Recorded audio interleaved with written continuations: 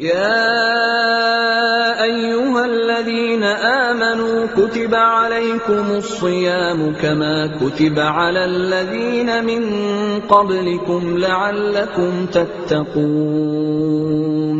أياما معدودات فمن كان منكم مريضا أو على سفر فعدة من أيام أخر. بسم اللہ الرحمن الرحیم. الحمد للہ رب العالمین وصلی اللہ علی محمد وآلہ الطاہرین ولعنۃ اللہ علی اعدائہم اجمعین الی قیام یوم الدین.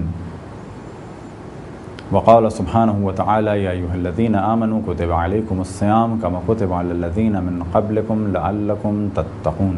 موضوع گفتگو مکروہات روزہ، یعنی وہ کام کہ جو روزہ دار کے لیے مکروہ ہو. اب اس سے پہلے کہ مکروہ کے بارے میں گفتگو ہو، دوبارہ اس چیز کی جانب توجہ دلائی جائے کہ اسلامی احکام 5 قسم کے ہیں. واجب وہ عمل کہ جس کا کرنا ضروری ہے، حرام وہ عمل کہ جس کا نہ کرنا ضروری ہے اور اس کو چھوڑنا واجب ہے. مکروہ وہ کہ نہ کیا جائے تو بہتر ہے لیکن اگر کر لیا جائے تو کوئی گناہ نہیں کیا. مستحب وہ کہ اگر کر لیا جائے تو بہت ثواب ہے لیکن اگر نہ کیا تو کوئی گناہ نہیں کیا.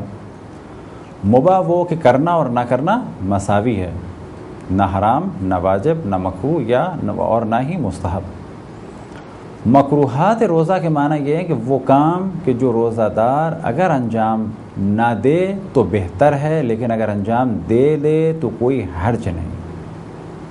یہ جو ایک جملہ زبانوں پر مشہور ہو گیا ہے کہ روزہ مکروہ ہو گیا، روزہ مکروہ نہیں ہوتا، بلکہ ایک عمل ہم انجام دے دیتے ہیں کہ جس عمل کا انجام دینا مکروہ تھا، یعنی اگر انجام نہ دیتے تو بہتر تھا. روزے پہ کوئی اثر نہیں پڑا. لہٰذا پھر اس جانب توجہ دلائیں کہ غلط جملہ ہے جو مشہور ہو گیا ہے کہ روزہ مکروہ ہو گیا. روزہ مکروہ نہیں ہوتا بلکہ ہم ایک عمل انجام دے دیتے ہیں کہ جو عمل اگر انجام نہ دیتے تو بہتر تھا لیکن انجام دے دیا تو کوئی حرج نہیں ہے، گناہ نہیں کیا. روزے کا ثواب کم ہو گیا لیکن روزہ باطل نہیں ہوا. ثواب کم ہونے سے کیا مراد؟ یعنی ایک چیز کا ہمیں ثواب مل جاتا اگر ہم یہ نہ کرتے، لیکن کر لیا تو کچھ نہیں گیا. وہ جو زیادہ ثواب ملنے والا تھا نہ کرنے کی وجہ سے وہ نہیں ملا، گیا کچھ نہیں. ایک عام تصور ہے کہ آنکھ میں دوا نہیں ڈالی جا سکتی روزے میں. یہ تصور بالکل غلط ہے. لہٰذا بعض لوگ آپریشن نہیں کراتے ہیں آنکھوں کا ماہ رمضان میں یا اس سے پہلے، اور کچھ لوگ آپریشن کروا لیں تو دوا استعمال نہیں کرتے کیونکہ ان کے ذہن میں یہ ہے کہ اس سے روزہ باطل ہو جاتا ہے. اب یہاں پر اس بات کو بالکل واضح کر دیں کہ دوا آنکھ میں ڈالنا بالکل جائز ہے. آنکھ میں دوا ڈالنا جب مکروہ ہے جب اس کا ذائقہ حلق تک پہنچے، لیکن اگر ذائقہ حلق تک نہیں پہنچ رہا تو مکروہ بھی نہیں ہے. لیکن ممکن ہے کہ آپ پر دوا ڈالنا واجب ہو، یعنی یہ ہو سکتا ہے کہ ہم تو اسے مکروہ کہہ رہے ہیں لیکن وہ واجب ہو، بالکل ہو سکتا ہے.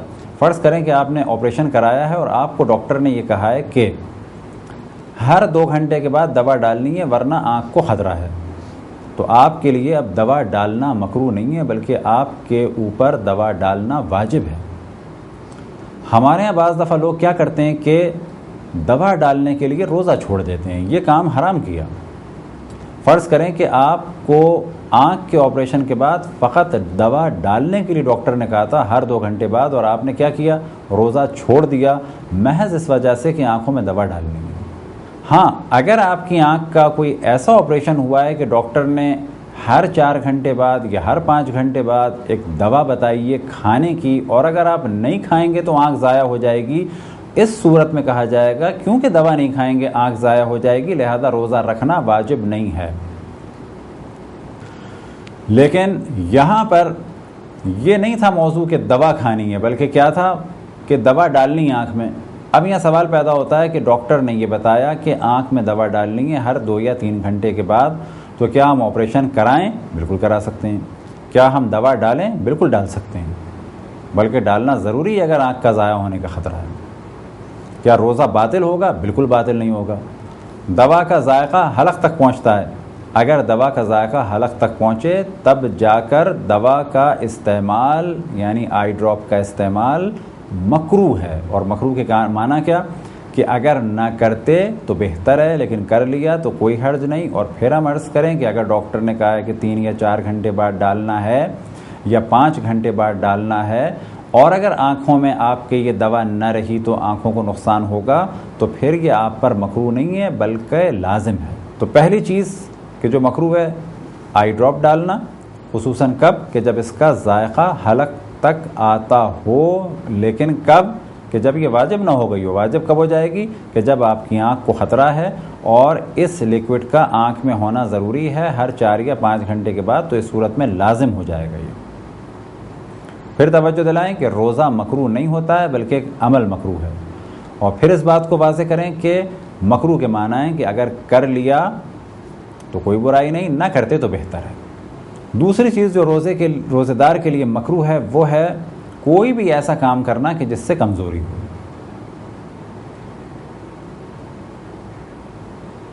اگر کسی کو کمزوری ہے حمام جانے سے، بہت دیر بیٹھنے سے حمام میں، البتہ یہ ذہن میں رکھیں کہ حمام میں اگر اتنی زیادہ بھاپ ہے اور وہ بھاپ اندر جا رہی ہے تو پھر اس مسئلے کی جانب توجہ رہے کہ غلیظ غبار یا بھاپ یا دھواں اندر نہ لے جایا جائے۔ لیکن اگر معمولی سی بھاپ ہے، معمولی سی گرمی ہے سونا میں، تو کوئی حرج نہیں۔ تو جس چیز سے بھی کمزوری ہو وہ کام مکروہ ہے، یعنی نہ کیا جائے تو بہتر ہے۔ وہ کام جو کمزوری کا سبب بنتے ہیں انہی میں سے ایک کام ہے خون نکلوانا۔ اب یہاں پہ سوال کیا جائے جو ہمارے بہت زیادہ مشہور ہو گیا ہے، کیا خون ٹیسٹ کرایا جا سکتا ہے روزے میں؟ بالکل کرایا جا سکتا ہے۔ کیا خون ڈونیٹ کیا جا سکتا ہے کسی کو؟ بالکل کیا جا سکتا ہے۔ اب ممکن ہے آپ کہیں کہ خون دینا یا ٹیسٹ کروانا یا دانت نکلواتے وقت خون کے نکلنے سے اگر کمزوری ہوتی ہے تو یہ عمل مکروہ ہے، تو ہم جواب دیں گے بالکل مکروہ ہے۔ کب کہ جب کمزوری ہوتی ہے۔ اور پھر ہم آپ کی توجہ دلائیں گے کہ مکروہ کے معنی ہے کہ نہ کریں تو بہتر ہے، کر لیں تو کوئی حرج نہیں۔ اب یہاں پر مختلف مثالیں دیتے ہیں۔ فرض کریں کہ ہمیں خون دینا ہے اور مجھے یہ معلوم ہے خون دینے کے بعد تھوڑے سے چکر آئیں گے، کمزوری ہوگی، تو کیا روزہ باطل ہو جائے گا؟ روزہ بالکل باطل نہیں ہوگا۔ یہ عمل مکروہ ہے کب کہ جب ہمیں کمزوری ہوتی ہو۔ اب ایک اور مثال ذہن میں رکھ لیں کہ اگر ہم نے خون دیا تو مجھے معلوم ہے کہ میں مر جاؤں گا، اس صورت میں تو حرام ہے۔ فرض کریں کہ 2 مہینے میں 3-4 دفعہ خون دے دیا اور مجھے معلوم ہے کہ میں مر جاؤں گا، تو یہ تو حرام کام ہے۔ میں صحت مند آدمی ہوں اور آج خون دے رہا ہوں اتنے فاصلے سے جتنا ڈاکٹروں نے کہا ہے، بلڈ پریشر میرا نارمل ہے، فقط مجھے ایک کمزوری سی ہوگی خون دینے کے بعد، تو کیا میرا روزہ باطل ہوگا؟ روزہ باطل نہیں ہوگا، یہ عمل مکروہ ہے، یعنی نہ کریں تو بہتر ہے۔ کسی شخص کو اپنا ٹیسٹ کرانا ہے، خون دینا ہے لیبارٹری میں، اور وہ یہ جانتا ہے کہ یہ تھوڑا سا خون ایک سرنج میں نکلنے سے مجھے کمزوری نہیں ہوتی، تو کیا ٹیسٹ کرا لے؟ بالکل کرا لے۔ اس کا روزہ باطل بھی نہیں ہوگا اور یہ عمل اس کے لیے مکروہ بھی نہیں ہے، کیونکہ مکروہ جب ہوگا کہ جب اسے کمزوری ہو۔ اگر کوئی شخص اپنا دانت نکلوانا چاہے اور وہ جانتا ہے کہ دانت نکلے گا، تھوڑا سا خون نکلے گا،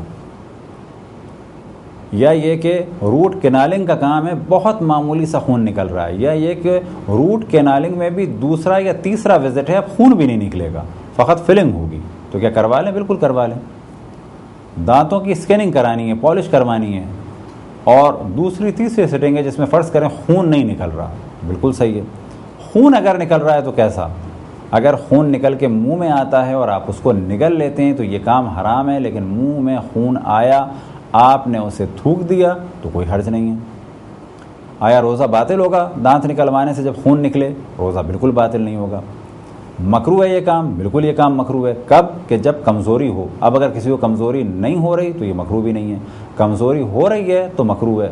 مکروہ کے کیا معنی؟ نہ کرتے کام تو بہتر تھا، لیکن کر لیا تو کوئی حرج نہیں۔ تیسری چیز جو مکروہ ہے وہ ہے کسی خشک چیز سے اینیما لینا، کہ اس کا پہلے بھی ذکر ہو چکا. فرض کریں کوئی ویسلین یا کوئی خاص قسم کی چیز ہے جو جیل کی صورت میں لکوڈ نہیں ہے. اب اگر یہ کام کوئی روزے کے بعد کرے تو بہت اچھا ہے، روزے کے دوران کرے تو کہا جائے گا نہ کرتے تو بہتر ہے. لیکن اگر یہ اینیما لیکوڈ سے ہوگا تو اس سے روزہ باطل ہو جائے گا. اس پہ پہلے بھی گفتگو ہو چکی ہے. انفیہ یا ناس یا نسوار کو سونگھنا، اگر اس کا غبار حلق تک لے جا رہے ہیں تو روزہ باطل ہے. لیکن اگر کوئی سونگتا ہے فقط چھینک آنے کے لیے، کیونکہ جب انفیہ یا ناس یا نسوار کے ایک دو ذرے اگر ناک کے اس حصے میں پہنچے اس سے چھینک آتی ہے، یہ کام روزے کو باطل کرتا ہے؟ بالکل باطل نہیں کرتا. کیا یہ کام مکروہ ہے؟ بالکل مکروہ ہے. اور پھر مکروہ کی جانب توجہ رہے. یہ جو بار بار ہم مکروہ کی جانب توجہ دلا رہے ہیں، وجہ کیا ہے کہ ہمارے معاشرے میں بعض دفعہ مکروہ کام کو حرام سمجھا جاتا ہے. چوتھی مکروہ چیز ہے خوشبودار پودوں کا سونگھنا، جیسے کہ سندل یا خس یا کوئی خوشبودار پھول. سونگھنے سے مراد اس طریقے سے سونگھنا. لیکن اگر کسی نے سندل یا چمیلی کا کمرے میں اسپرے کر دیا، روم اسپرے کر دیا، ایئر فریشنر سے معطر کر دیا کمرے کو، کوئی حرج نہیں. کوئی اگربتی جل رہی ہے چمیلی کی، کوئی حرج نہیں. کوئی سندل کی اگربتی ہے، کوئی حرج نہیں. کوئی بخور کیا جا رہا ہے یعنی جلا کے خوشبو کی جا رہی ہے، لوبان کی یا کسی اور چیز کی، کوئی حرج نہیں ہے.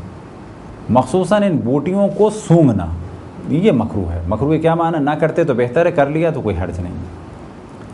اب اس چیز سے کچھ لوگ قیاس کرتے ہیں کہ روزہ دار خوشبو نہ لگائے. یہ بالکل غلط بات ہے. روزہ دار خوشبو لگا سکتا ہے. روزہ دار کے لیے خوشبو لگانا مستحب ہے. ہر نمازی کے لیے خوشبو لگانا مستحب ہے. نجاسات کے موضوع میں ہم نے ڈسکشن کیا الکحل کے بارے میں، اور اسے دوبارہ ڈسکس کریں کہ یہ ایک بہت زبردستی کا شور ہو گیا ہے کہ الکحلک پرفیوم نجس ہیں. الکحلک پرفیوم نجس نہیں ہیں، کیونکہ الکحل دو قسم کی ہے. ایک الکحل وہ کہ جسے شراب کہا جائے، کیونکہ شراب کو بھی الکحل کہتے ہیں، وہ نجس ہے. اور ایک ہے انڈسٹریل الکحل، یعنی ایتھائل اور میتھائل کے جو پالش میں، کلر میں اور پرفیوم میں استعمال ہوتی ہے، وہ بالکل پاک ہے. البتہ بعض مراجع نے احتیاط لگائی ہے کہ اگر انڈسٹریل الکحل کسی نشہ آور لیکوڈ سے نکالی جائے تو اس سے احتیاط کی جائے. لیکن عموماً مراجع یہ فرماتے ہیں کہ الکحل صنعتی یعنی انڈسٹریل الکحل پاک ہے.